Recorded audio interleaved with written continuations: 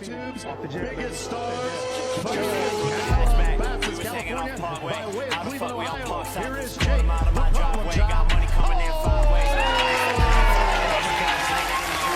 Jake Paul, and that is what you call a turning point, folks. Okay, a minute and a half left here in round 5, and Jake's looking for the finish. He finished. He's hurt. On the run. Jake Paul pulling on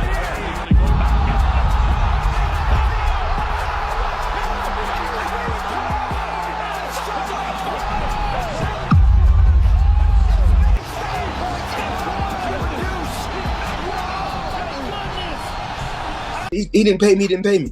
Where's the lawsuit? If you didn't get paid, where's the lawsuit? So it's a bunch of bullshit. But like I said before, they know what they're doing. Both brothers. Logan as well as Jake, they know what they're doing. So they're doing what they got to do. Mike Tyson, second round knockout. One of the most second round real knockout, not just a fake knockout. And after the first round, I don't think Jake probably gonna try to run, but he can't run for Mike. Mike is serious business. When he go in there for real. He hungry too. Mike is hungry as a mother. Jake Paul has allegedly recruited Floyd Mayweather's help for his upcoming match with boxing legend Mike Tyson. Meanwhile, Shannon Briggs, a former heavyweight champion, looks assured in Mike's abilities to give tough competition to a much younger Jake Paul, based on Mike's tenacious spirit, mental prowess, and experience over the controversial YouTuber turned professional boxer. Shannon stated, "This fight is great for both of them. It might not be a safe fight for him, but he can knock Jake out, and Jake can knock him out. He is a grown man, but he going to get hit by another grown man." Having trained both Jake Paul and his brother Logan Paul, who is also a professional boxer, Shannon thinks that it is quite exceptional how far they have come despite people crucifying them for their controversial past and recent dramas. I used to train both of them. I started them out. I hooked them up with their first trainer. They're doing good, well, man. I'm very happy for them and their success, and they're doing good, man. Think about it. It was just some YouTube kids, and here they went. You fought the great Floyd Mayweather and now Mike Tyson, the two biggest guys in the sport. So Shannon weighed on the fact that though people are bound to speculate about the true intentions of Mike by taking such a strenuous fight this late in his career, even after his health has started to deteriorate, however, there seems to be no doubt that this will bring in a lot of profit, which can persuade even a fighter like Mike to come out of retirement. Shannon added, "It's great for Mike, making some money at his age, to be able to make millions of dollars. Have exhibitions, that's what he's supposed to do? Why wouldn't he? If you can do a 100 of them, if they're gonna pay you to do it." Shannon also reflected back to a recent encounter that he had with Mike in the streets of Brownsville, New York, where he had a friendly Scrabble with him, stating that during this goofing around, he observed the old Mike come back with all his vigor and brawn, despite being almost 60 and being in out of the ring for more than 2 decades.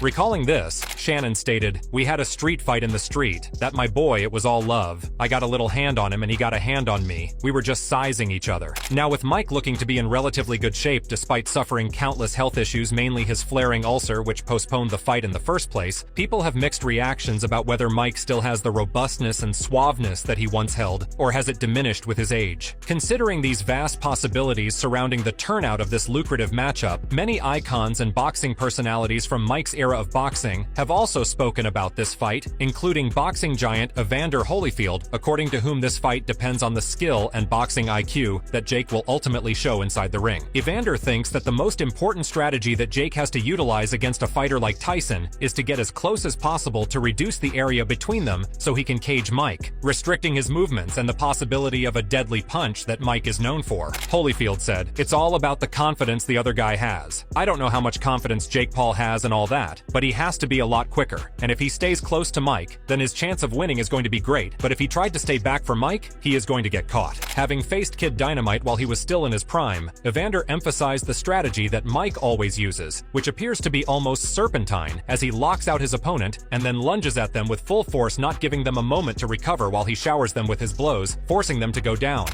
Mike is like a snake. He'll pop out on you. He get there too quick. But if you charge him, you're gonna smother everything because everything he push off his legs. He push off his legs so he too close. Like this, buddy. If you give him room, I mean, everybody get knocked out going backwards. Like this, you give him in the room, you're gonna be on you. Mike is like a snake. He'll pop out on you. He get there too quick.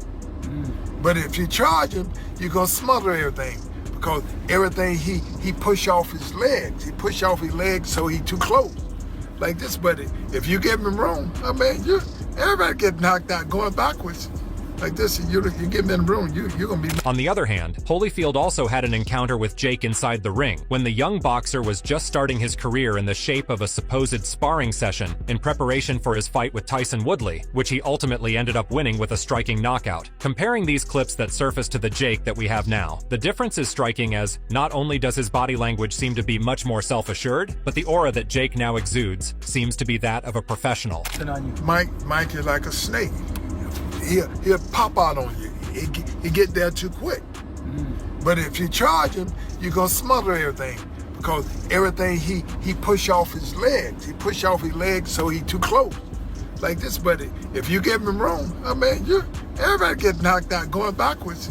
Like this, you give him in the room, you're gonna be. Evander commented on how the game of boxing greatly depends on the mindset of the fighter, as once they have a particular opportunity or target locked in, all they have to do is make it their anchor and give their best without doubting their capabilities so they can prevail in the end. He stated, "The thing is, you don't get in these things if you don't believe that you can win. That's my whole point. As I ain't never get in, when I ain't think I can win, every time I ever got in the ring, I thought I was going to win." He further added, "So the big thing is that's the whole process of being a true fighter. You go in and you give your all." Contrary to all expectations, Jake has relatively improved his position among his colleagues and boxing fans after securing a knockout victory against a young and brash fighter like Mike Perry, which though many people thought was still not enough, is somewhat of an improvement from the past opponents that Jake fought in his rather new boxing career. In the bout that took place on Saturday night, this notorious YouTuber turned boxer came out victorious in the end, which might have given some rest to the rumors about Jake's poor choice of opponents for some time, but there still remains some cynicism due to the sheer size difference between him and Mike Perry, and Perry's lack of experience when it comes to anything other than bare-knuckle boxing. Ignoring this criticism as biased opinions, Jake appears to be laser-focused on his upcoming task to fight Mike, and for this, he has allegedly employed the help of boxing giant Floyd Mayweather. From countless reports from notable sources, Jake has been having frequent visits to Floyd's exclusive gym, where he is getting first-class coaching and priming from the undefeated champ himself. Mayweather, while commenting about this rather bizarre pairing, thinks that his training with Jake will be quite different from Jake's customary approach, and moving on, they will focus on building his defense expertise and strategic skills, which appeared to be lacking in his past bouts. Despite sharing a rather estranged relationship with Jake's brother Logan, after the whole debacle about them having an unfinished match and the drama that followed, Floyd seems to have let bygones be bygones, as he now focused on the task of training Jake for the challenge he is about to face. His brother was like, "Oh,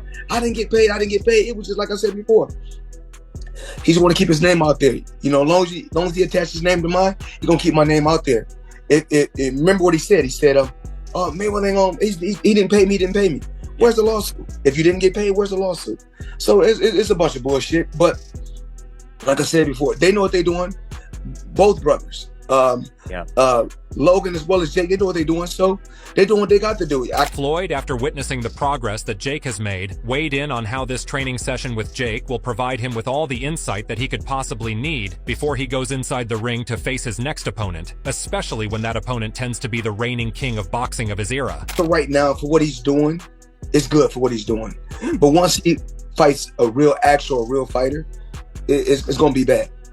Have you been impressed? But one thing I like about him, one thing I do like about him, he's selling it. He's selling it, and he's making good money, and he's entertaining. I like it. However, this fight still seems to be clouded with a lot of controversies even from within the fighting community, especially when you consider Mike's old age, and the fact that he recently had to be hospitalized due to various health conditions that might become life-threatening if he decides to face Jake on November 15th. Dana White, the CEO of UFC and someone who is known for his blunt takes and zero-tolerance attitude, thinks that it is utterly disgusting and a disgrace to the sport that a fight like this is being continuously perpetuated perpetuated when deep down everyone knows about the long-lasting consequences it can have on Mike, both mentally and physically. Dana stated, "I think that Mike Tyson has a puncher chance against anybody because Mike's 58 years old. I hate doing this because Mike gets mad at me every time I do this, but Mike shouldn't be." Fighting. Not holding back his shots, Dana pointed out the fact that though Jake has had some minor highlights in his diminutive professional career, he is still nowhere near the level that he deludes himself to be, as he is still fighting guys who are either way past their prime, like Mike and Anderson Silva, or he is going after guys who are smaller than him and are relatively new to boxing, with the prime example being that of his most recent bout with Mike Perry. Dana stated, "When Jake fought a guy who was his age, and was also considered a boxer, and he lost, so if you can keep fighting Raychorks, 50s-something-year-olds and making a living out of it, it is wrong." Commenting on the marketability of this fight, Dana thinks that the perception that Jake's team seems to have that this fight will garner more hype because of them is almost hysterical, as the reality is the complete opposite, because though people might be concerned about Mike's health, they cannot wait to see him inside the ring after 19 years of rest, as he finally gives a gratifying end to the buildup that has been going on since the start of this year. He stated, "In reality, Jake needs these guys. Jake needs Tyson, and needs all these other people that he chooses to fight. Everybody's going to tune in to hope that Mike Tyson knocks him out. They're not tuning in because they think Jake Paul's a great fighter, and they want to see him compete." Moving on, right after this unanticipated fight was announced, the reaction was anything but positive, with most of the hostility directed at Jake for even agreeing to such a pitiful fight. But as pointed out countless times, this is not new and seems to be a deep-rooted pattern exhibited by Jake, which has gained worldwide scrutiny after Jake's intentions became more crystal clear. This step has resulted in Jake being treated as an outcast by most of the boxing community and hardcore fan base, who have an unshakable respect for not only the support, but the old veterans as well. Being on the same page, even big boxing promoters who usually jump at the opportunity of orchestrating a fight like this have spoken out on the outlandish prospect of a new fighter going against an old legend who has been away from the whole scene. Eddie Hearn, being on the top of the list, has called it a very sad thing that this fight was even considered in the first place, as by looking at it from Jake's perspective, it might come back to haunt him, as he will not gain any respect or credibility from a fight like this, especially considering his past exploits as well. I'm a hardcore boxing fan, he's one of my heroes. I find it very sad, but it's a big event. I understand people are going to watch it, and it's entertainment, I guess, but for someone that idolised the guy growing up, yeah, not the best day. Do you think Jake Paul gets any credibility if he beats Mike Tyson? He's 58 years old. Eddie, like many others, also shares the same concerns over Mike's health, pushing down on the fact that though Mike or the people around him may have not given this head, it is still a very grave issue, which at the end of the day is not worth any amount of money, because he is going to go out there with the potential threat to his life looming above throughout the match. Eddie also pondered over the fact that even before he retired, the fire that made Mike Tyson a ferocious beast inside the ring had gone out, particularly in his last fights, where he himself admitted that he finally had enough of this lifestyle, so for him to come back 20 years later is not something favorable. For someone of 58 years old to be fighting. I mean, the reality is that Mike Tyson was a shot fighter when he left the sport. And that was, what, 20 years ago? What do you think, he's improved? He's no, I mean, you're gonna deteriorate so bad over that period that if you go back and watch his last few fights, he was done, gone. So to see him in the ring, what, 20 years later, and now to see this later, you know, I just, if they're going to do it, I really hope that he, if they're going to do it, I really hope that he can get through it safely, because it's, you know, not one that's it. Undeterred by this unsettlement, Mike is seen training and sparring with partners at every opportunity, disputing any claims about him being not the fighter that he once was. Known for his impregnable defense and commanding punches, there's not one who has the ability to intimidate his opponent the way Mike is known. So it is no surprise that, taking advantage of modern-day technology, this old-school fighter has tweeted a countdown of the fight with a rather domineering video while watching Jake's match against Mike Perry, which has fans hyped up once again in anticipation of what he will do on the fateful day.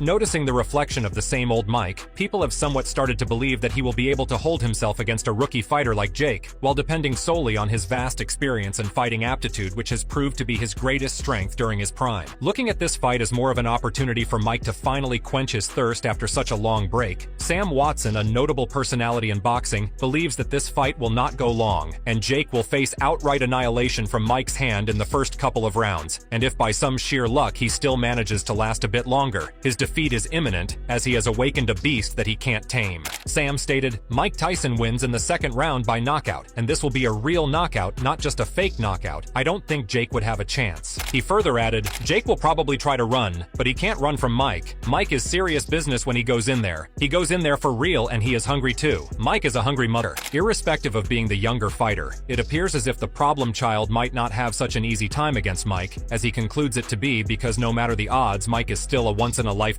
legend whose strength comes from his soul, and if he is able to muster even a speck of his old intensity, the wins will be in his favor no matter what Jake tries to throw his way. Confident about Mike's abilities, Fernando Vargas, a legendary fighter on his own, also pays homage to Mike, stating that he is not going to shy away from this challenge, as it's not in his nature. So this consistent appeal towards Mike to give up will only result in him being more driven than before to go inside the ring on the decisive day of his match with Jake Paul. Fernando stated, "Mike got a one-hitter quitter power forever till he passes away, and so at the end of the day, I don't think that Jake Paul's ever been hit with anything with that type of power." He added, "I think that Mike still gots it. And at the end of the day, I think that Mike is still relevant when it comes to him putting on the show." So in the end, what do you guys think about this upcoming match and Jake's decision to team up with a former champion like Floyd? Will it aid him in his quest for greatness? Or is Mike just too far off from his reach? Or is it Mike who will be the one facing the consequences of this fight for the days to come? Make sure to tell us about your thoughts in the comments below, and if you like this video, make sure to like and subscribe to our channel.